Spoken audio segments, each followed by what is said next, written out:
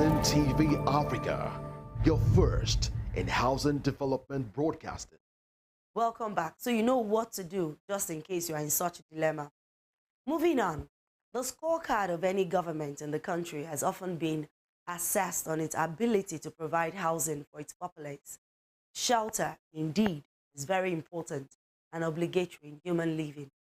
Dear landlord, don't see yourself as a mini-god. Remember that you were also a tenant. The overall cases of landlord palaver over the years are alarming and mind-boggling. Though the government at various levels had come up with difficult landlord tenancy laws, they have only achieved very little in addressing the problem. The general case of landlords make the Nigerian housing situation look like a lawless one, as they do not care about what the law says concerning their actions and inactions. This is an issue of house rent on a serious note, something else. In fact, I can say I'm a victim of the increment of this house rent. I've been in that house for, I think this is my 4th year. The man decided to increase the house rent from 350 to 400. That is one bedroom, without any tangible renovation in the house. That was sometime last year, April. So after they increased the house rent, I now paid, because my house rent always elapsed on 30th of every October. So after the payment, in fact, I was able to finish the payment. That was on 2nd of December. Not even up to 3 days. He still came back again to increase the house rent. That is to say the house rent, he increased the house rent 2 times in a year. He now said that because of the increment and the cost of everything in the economy, that he has decided to increase. In fact, even if you are increasing house rent, it shouldn't be 2 times in a year, which he has done. In fact, when he sent the letter to me, he didn't even send it was a WhatsApp message. I did not reply. The only thing I did was that I said, sir, this thing is very strange to me. Increasing house rent 2 times in a year. He now said that the new person that came to the house is paying 600,000. Imagine you are paying 550,000 for 1 bedroom flat in Karosite, and you are still paying for security bill 2,000 naira every month. You are paying for water charges 3,000. That is 5,000 every month. Now multiply the 5,000 every month times 12, then plus 550. So the thing is quite outrageous. Is it that one is even here in Abuja just to come and work for house rent and go back to your village? It's not done. I am begging on the regulatory agency to see how this thing can be done, because these people are taking advantage of this thing. What even baffles me most was that there was no any tangible innovation in the house for us to say maybe that could be the reason that he decided to increase the house rent. So according to him, that the lawyer will bring the letter to me for me to sign. And I told him I cannot sign. And even if you want me to sign, the first one you increase, bring it, I will sign. And now, before I will sign the second one, because of that one that the lawyer decided to go, I didn't even know the lawyer. So for me, I am not comfortable. In fact, I even wanted to take a legal action because I have not seen anywhere. You increase house rent 2 times in a year, from 350 to 400, from 400 to 550,000. And even the people that are living in the compound too. Imagine 2-bedroom flat, somebody is paying 750. And if you look at the wall of the building, on a serious note, it's just something else. At least if the regulatory agencies are there, they should be able to regulate this thing and tell them this is how this thing should be done. But I don't think there's any. And if I thought there is, they are not on their toes. So something needs to be done to see how the landlord should be fair to everybody. Yes, we are trying to have our own, but at this time they should not take advantage that we've not gotten our own yet to extort the masses. It's not proper. Nobody is finding this thing funny. Housing TV Africa, your first in housing development broadcasting. We don't have road. And you see, at times, if it is raining, you will see a lot of people will go by the roadside. They'll be thrown dirt on the main road. We also doesn't have toilet. You see a toilet, you still have to 30 tenants, they are using one. You can't leave your door open, go and buy something. Before you will know, Babambola will enter. By the time you take them to police station, 1 hour is too much. The police people will release them. In fact, we don't know what is happening. Your plight, your concerns, your issues related to housing, livelihood, and social development. This is why we have established Housing TV Africa. Keep a date with us on Star Times and DSTV 247. Housing TV Africa, your first in housing news. Housing TV Africa, your first in housing development broadcasting. Unfortunately, a lot of people, not just tenants, anything that has to do with agreement, that will require you to append your signature as a tenant or as a party. It is always advisable that you engage the service of legal practitioners so that they can scrutinize the terms and conditions of the agreement and, explain to you or advise you on the strength and weaknesses of those terms. So if there is an agreement that you want to sign, it's better for you to engage the service of a lawyer. A lawyer will look at it in total and try to advise you on your rights and liabilities under that particular contract. So as a tenant, if you want to enter into an agreement with your landlord, try as much as possible and emphasize, maybe by way of a counter proposal, that the landlord should include it in the, that is, if that clause is not included in the agreement, we'll include it in the agreement that for the next 2 years, the landlord should not increase the rent. Because if anything that is signed by them is binding on the parties. So once that clause is contained in that agreement, then it becomes binding on the landlord. The landlord cannot do anything that contravenes the provisions or the terms and conditions of the tenancy agreement. Housing TV Africa, your first in housing development broadcasting.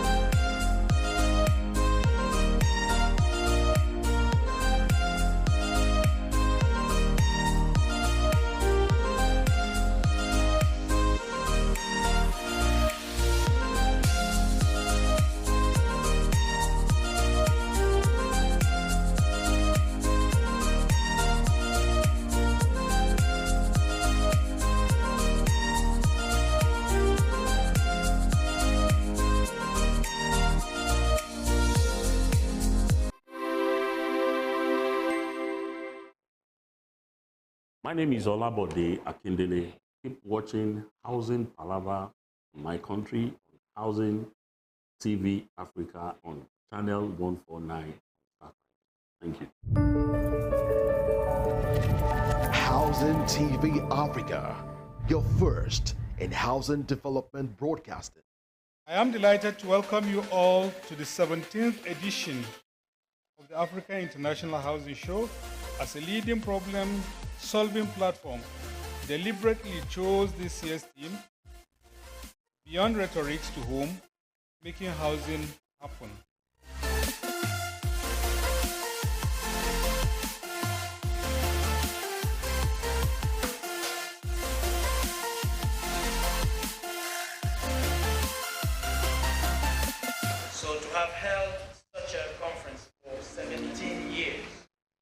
This really shows Mr. Festus' hard work, resilience, and commitment to the housing sector. It takes a deep commitment to the sector to be able to do this.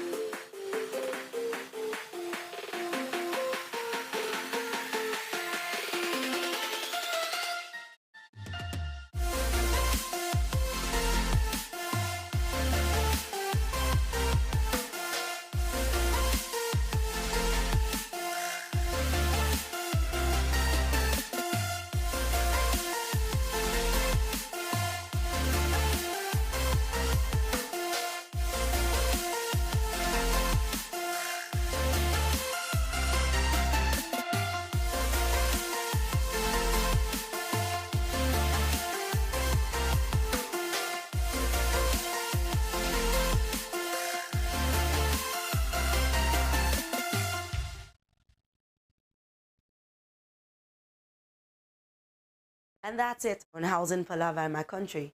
Thank you for your time. I'm Joyce Nwosu. Bye for now.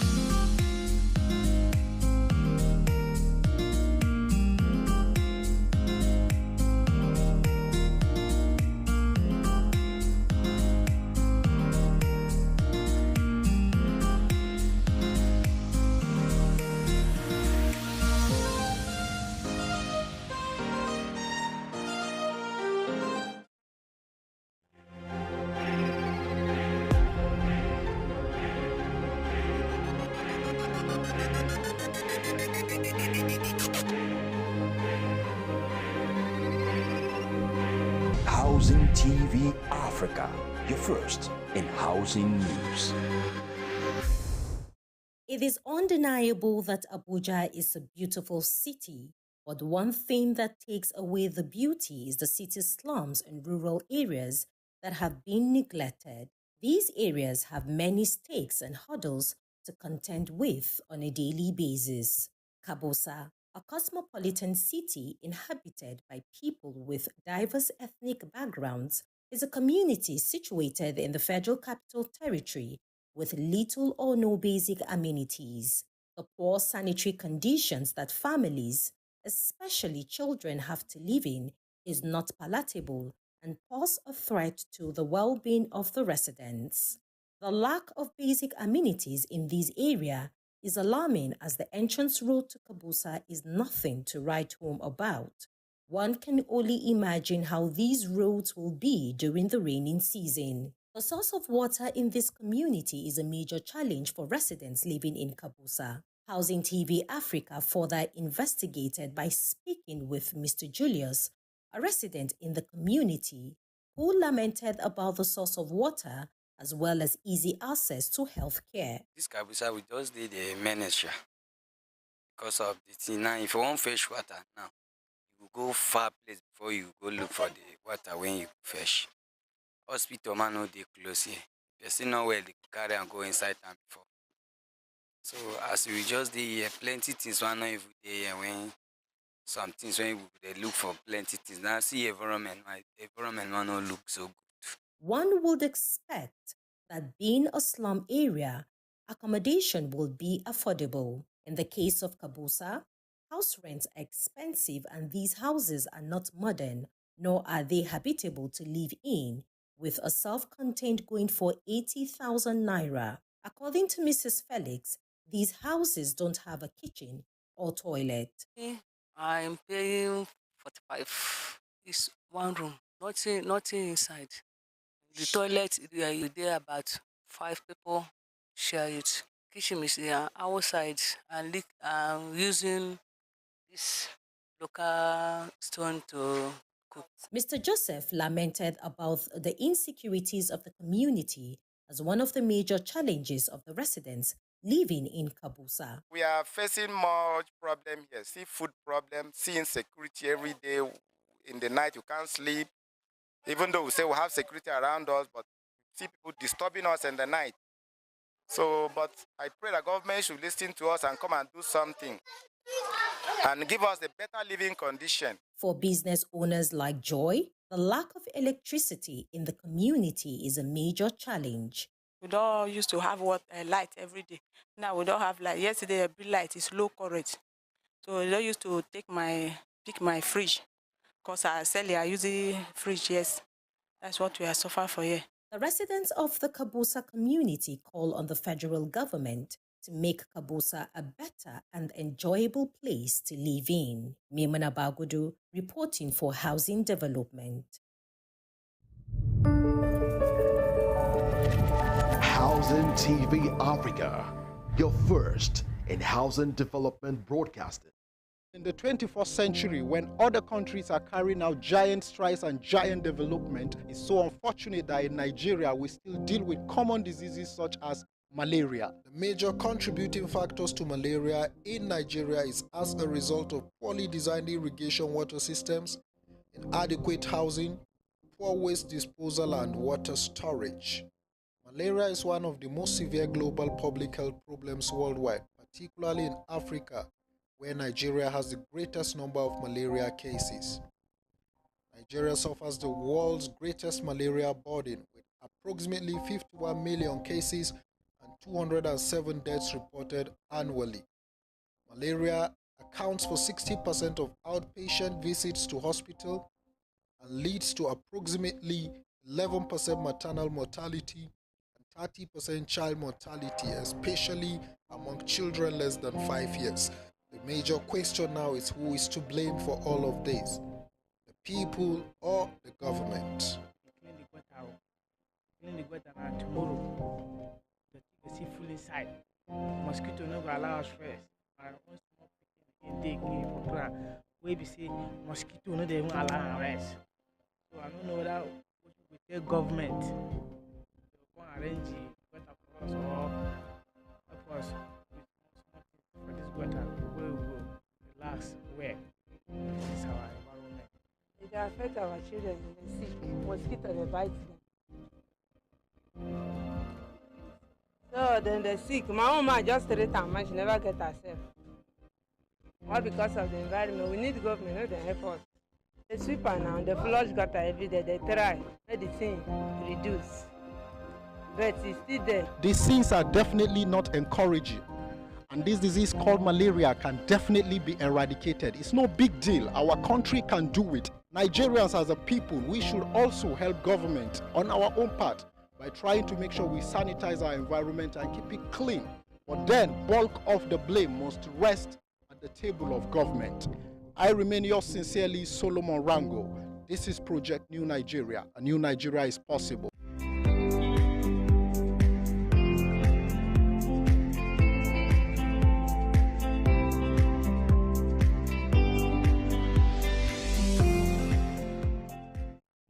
This is one out of the so many growing number of slum areas in the FCT.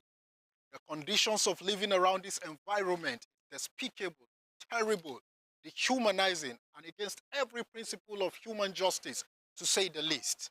This is no less as a result of high cost of living within the city center, and low-income earners have no choice than to come to environments like this and subject themselves to low standards of living. According to the United Nations Human Settlement Program in Nigeria, about 80 million Nigerians live in slums.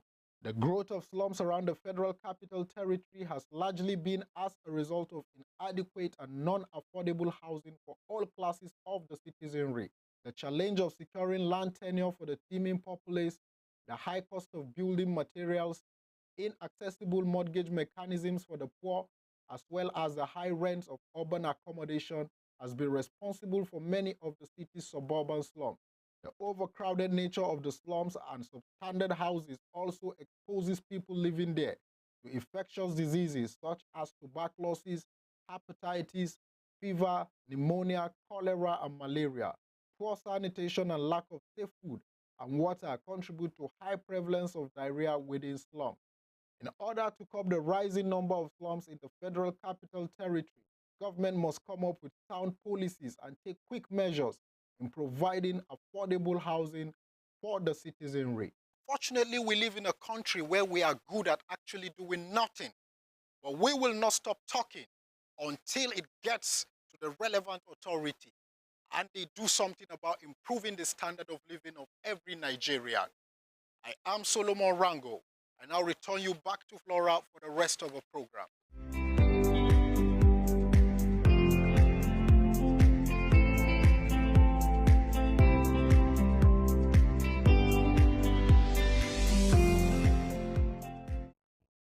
I was in South Africa 2008, 2000. We went to various departments. The lands department, they were telling us our mandate to build 2 million houses in the next 5 years. And this is our responsibility as lands department. We got to the housing corporation, they told us the nation wanted to deliver 2 million houses in the next 5 years. Our mandate is to provide funds. All of them, they have common vision. The building material organization, they were working towards those 2 million houses. The glass manufacturing company requires that for these 2 million houses in the next 5 years, it requires so much of tons of glass.